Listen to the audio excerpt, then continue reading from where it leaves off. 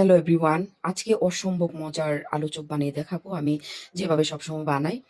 তো এখানে আমি কাঁচামরিচ কুচি আর পেঁয়াজ বড় সাইজের দুইটা দিয়ে দিলাম, হালকা একটু ভেজে নিলাম। তো ভাজা মোটামুটি হয়ে আসছে। এখন আমি কাঁচামরিচ আর পেঁয়াজের মধ্যে 5 টাকা করে যে ম্যাজিক মশলা 2 প্যাকেট দিয়ে দিলাম, স্বাদ মতো 1 চা চামচ চিনি দিয়ে দিলাম, সামান্য একটু টেস্টিং সল্ট দিয়ে দিলাম, 1.5 চা চামচ ভাজা জিরার গুঁড়ো দিয়ে দিলাম। আর চুলার আঁচটা একদম লো করে রেখেছি। এখন চুলাটা অফ করে দিয়ে আমি ধনেপাতা কুচি দিয়ে নেড়ে চেড়ে নামিয়ে নিব। তো আমি আলু সিদ্ধ করে রেখেছিলাম, একটু ভেঙে রেখেছি, এখন আলুর মধ্যে দিয়ে ভালোভাবে মেখে নিলাম, স্বাদ মতো লবণ দিয়ে দিলাম।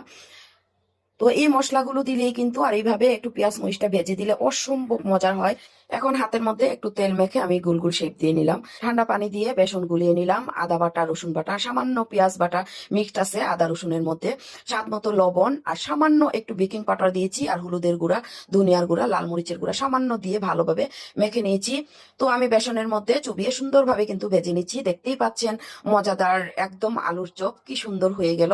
তো আপনারা কিন্তু এইভাবে ঝটপট বানিয়ে নিতে পারেন। তো আমি যে প্রসেসে বানিয়েছি একদমই কাঁচা পেঁয়াজের গন্ধ লাগবে না, খুবই ভালো লাগবে, অবশ্যই বানিয়ে নেবেন। সবাই ভালো থাকবেন, আল্লাহ হাফেজ।